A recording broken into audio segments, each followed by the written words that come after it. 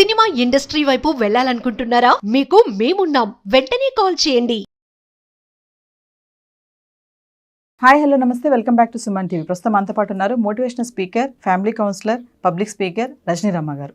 నమస్తే మ్యామ్. నమస్తే నవీన. మ్యామ్, మనం ఒక వీడియో చేసాం. ఏదైతే ఆర్జికేర్ హాస్పిటల్ ఉందో బేస్మెంట్లో సందీప్ ఘోష్ కొన్ని అన్ని పెట్టాడు, అక్కడ జరుగుతున్నటువంటి అక్రమాలు కానీ ఇవన్నీ సంబంధించిన పేపర్స్ కానీ డాక్యుమెంట్స్ ఇవన్నీ ఉన్నాయని. ఇప్పుడు మరొక న్యూస్ ఏంటంటే ఈ ఆర్జికేర్ హాస్పిటల్ ఒక గెస్ట్ హౌస్ కూడా ఉంది అనేది. అంటే ఆ హాస్పిటల్లో అసలు గెస్ట్ హౌస్ ఏంటి? ఇంకొకటి ఏంటంటే ఈ జరిగిన ఏదైతే అత్యాచారం జరిగిందో అది అక్కడ జరిగింది అనేది ఒక న్యూస్. ఇప్పుడు సెమినార్ హాల్ అన్నారు, మళ్ళీ డాక్టర్స్ రూమ్ అన్నారు, ప్రిన్సిపల్ రూమ్లో అని చెప్పేసి అన్నారు. నేను సందీప్ ఘోష్ భార్య సంగీత ఘోష్ కూడా వీడియో ఇచ్చిందని చెప్పారు. మరి ఇప్పుడు గెస్ట్ హౌస్లో జరిగిందని చెప్తున్నారు. ఏంటి మేడం అసలు? ఇది నిజమే. ఇప్పుడు ఇతనికి బేస్మెంట్ అని, తర్వాత అక్కడ ఫామ్ హౌసెస్ అని, లేకపోతే ఇంకో దగ్గర ఇంకొక ఫామ్ హౌస్ అని, తర్వాత ఈ రకరకాల స్పాట్లు ఉన్నాయి వీడికి. నేరాలు చేసేవాళ్ళు అలాగే పెట్టుకుంటారు కదా. వీడికి ఇప్పుడు ఆర్జీకర్ మెడికల్ కాలేజ్ హాస్పిటల్ ఏదైతే ఉందో అక్కడ ఎవరికీ తెలియని ఒక గెస్ట్ హౌస్ కూడా ఉందట. మరి అందులో ఆ గెస్ట్ హౌస్ ఎవరికి తెలియకుండా ఎందుకు ఉంది? ఒకవేళ తెలిసేమో అయితే అందులోకి ఎవరికి ఎంట్రీ లేదు. గతంలో ఏమేమైతే క్రైమ్స్ జరిగాయో, ఏమేమైతే అక్రమమైనటువంటి పనులు చేశారో అవన్నీ కూడా ఆ గెస్ట్ హౌస్ నుంచే జరిగాయని మనకు చెప్తున్నారు. ఓకే.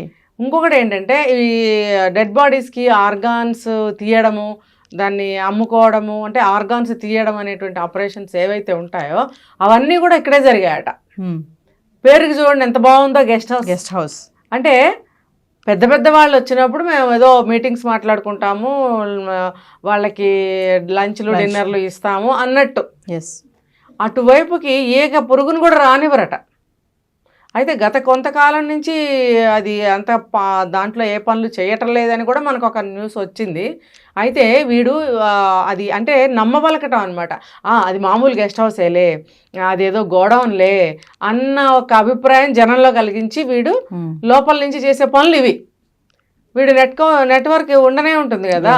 వీళ్ళందరూ కలిసి ఏదైనా చేయాలనుకున్నప్పుడు బయట చెప్పాను కదా, రెడ్ బల్బ్ ఒకటి వెలిగిస్తారు, ఆ లోపల మీటింగ్లో ఉన్నారు, గడిది గుడ్డులో ఉన్నారు అని చెప్పి మనకి అటు ఎవ్వరు వెళ్ళరు కాబట్టి ఏదోలే మీటింగ్స్ డాక్టర్స్ అనుకుంటారు. అందరు వెర్రిగొర్రెలు కదా. కొంతమంది ఏదో ఎంత అంత తెలిసినా కూడా మూసుకుని వెళ్ళిపోతారు వాళ్ళు. మనకెందుకులే. దాదాపుగా అంత పెద్ద పెద్ద వాళ్ళ విషయాల గురించి ఎవరికి తెలియనివ్వరు. మనం కాన్సన్ట్రేషన్ చేయము ఎవరు కూడా. అది చూడండి, ఆ గెస్ట్ హౌస్ ఎవరికీ తెలియదట. తెలిసితే కూడా అటువైపుకి ఎవరిని రానివ్వరట. వీళ్ళు కూడా తెలియనట్టు వెళ్ళిపోతూ ఉంటారట. అది దాని కథ. ఈ అమ్మాయి ఎవరైతే డాక్టర్ ఉందో అభయ, ఈ అమ్మాయిని కూడా అక్కడే అత్యాచారం చేశారు, మర్డర్ చేశారు అని చెప్తున్నారు. అంటే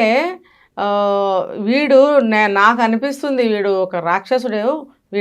వీడికి చాలా ఉన్నాయి ఇలాంటి మార్గాలు అని అనిపిస్తుంది. ఇప్పుడు గెస్ట్ హౌస్ అన్నారు, మొన్న బేస్మెంట్ అన్నారు, రకరకాలు ఉన్నప్పుడు వీడికి అండర్ గ్రౌండ్ సొరంగ మార్గాలు కూడా ఉండి చచ్చాయేమో. ఇప్పుడు అక్కడ గెస్ట్ హౌస్ నుంచి పైన సెమినార్ హాల్కి ఎలా తీసుకెళ్ళాడు అది బాడీని? సరే తీసుకెళ్తున్నారు అంటే ఎవరిదో ఒక డెడ్ బాడీ అన్నట్టుగా ముసిగేసేసి పట్టుకుపోయారా? మరి అలాంటప్పుడు ఆ టైంలో ఎవరైనా చూసుంటే, ఇప్పుడు కేసు ఇంత కదులుతున్నప్పుడు ఆ టైంలో ఎవరైనా చూసిన వాళ్ళు ఉంటే, అవునండి నేను ఆ రోజు చూశాను, ఇటువైపుగా ఒక బాడీ వెళ్ళింది నిజమే, పలానా టైంలో నేను చూశాను అని ఎవరో ఒకళ్ళు చెప్పాలి కదా. అలాంటి న్యూస్ ఇప్పుడు 40 రోజులు అవుతుంది దగ్గర ఎవరో ఏం చెప్పలేదు. అంటే నాకు అర్థమవుతుంది వాడికి ఏమైనా దొంగ మార్గాలు కూడా ఏమన్నా కట్టుకున్నాడేమో, లేకపోతే ఎలాగోలా పట్టుకెళ్ళాడేమో కళ్ళు కప్పి. మనకు తెలియదు. ఏముంది, నోట్లు కట్టలు లంచం చూపించి మభ్యపెట్టి ఆశ చూపిస్తే అందరూ పనిచేస్తారు కదా డబ్బు కోసం. అలా చేసేసి ఉంటాడు. ఎక్కడ కింద గెస్ట్ హౌస్, ఎక్కడ పైన ఇది ఉంది చెప్పండి, సెమినార్ హాల్. ఈ అమ్మాయిని అత్యాచారం ఇక్కడే చేశాడు, ఇక్కడే చేసి మర్డర్ కూడా ఇక్కడే చేశారని చెప్తున్నారు. అంటే సంజయ్ రాయ్ కూడా ఇక్కడే చేశాడా? వాడు కాళ్ళు చేయడము, కొట్టడము, అది చేయడం, ఇది చేయడము, ఈ యావత్తు కాండ ఏదైతే ఉందో అదంతా అందరూ కలిసి అక్కడే చేసి కేవలం బాడీని అక్కడ పడేశారు. ఆమెకి చుట్టి ఉన్నటువంటి బెడ్షీట్ను కూడా వీళ్ళు లేకుండా చేసేసారు చివరికి.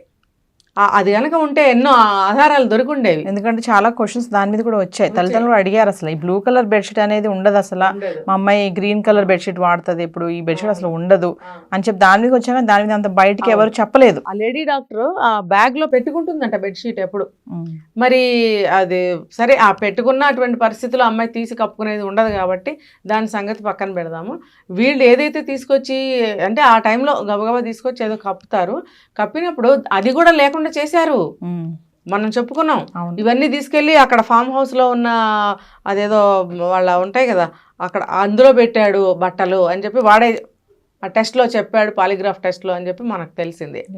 అంటే వీడు ఏ సాక్ష్యాలు లేకుండా అవన్నీ దాచేసి ఆ బాడీని తీసుకొచ్చి ఇక్కడ పెట్టి, ఇంకా మనకి కొన్ని తెలుస్తున్నాయి.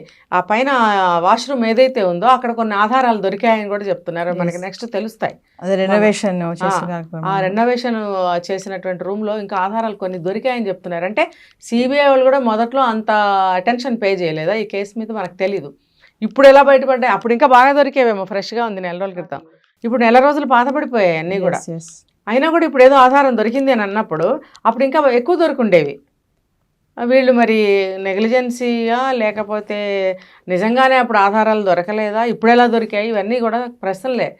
సమాధానాలు మనకి తెలియాల్సి ఉంది ఇప్పుడు, ముందు ముందు రోజు ఒకటి ట్విస్ట్ వస్తూనే ఉంటుంది. అంటే 4 రోజులు అయినప్పటికీ మేడం అది ఎక్కడ జరిగింది అనేది ఇప్పటికీ ఒక క్లారిటీ అయితే లేదు. ఇన్ని ఎందుకు వస్తున్నాయి మనకి సెమినార్ ఒప్పుకున్నాడట ఈ గెస్ట్ హౌస్ లోనే జరిగింది అని, కాబట్టి ఇది నిజం అయి ఉండొచ్చు. ఇప్పుడు అనుమానాలు కదా ఎంతకాలం ఎక్కడ జరిగిందని, అంటే ఇది మనకు తెలియదు గెస్ట్ హౌస్ అనేది. సో గెస్ట్ హౌస్లో జరిగి ఉండొచ్చు కూడా, దీని మీద అయితే ఎవరు అనుమానం పడరు కదా. ఇప్పుడు మనం మొన్న అనుకున్నాం సెమినార్ హాల్లో జరగడం ఏంటి, బాత్రూంలో జరగడం ఏంటి, ఇలా రకరకాలు అనుకున్నాం. అంటే ఎవడైనా చూడండి ఇలాంటి పనులు గెస్ట్ హౌస్లో కూడా చేయొచ్చు. అవును, అదైతే ఎవరు రారు కదా, కాన్ఫిడెన్షియల్, అందులో ప్రవేశం ఎవరికి ఉండదు కాబట్టి ఎవరికి తెలియదులే అన్నట్టుగా అక్కడ కూడా అక్కడ చేసి ఉండొచ్చు. సో ఇప్పుడు నార్కో టెస్ట్ చేస్తే అది ఏంటనేది క్లారిటీ అయిపోతుంది సార్ ఖచ్చితంగా. నార్కో టెస్ట్ లో ఎక్కడన్నా ఏదో ఒక తీగ దొరుకుతుంది, అది పట్టుకుని లాగితే డొంక అంతా కదులుతుంది. Thank you.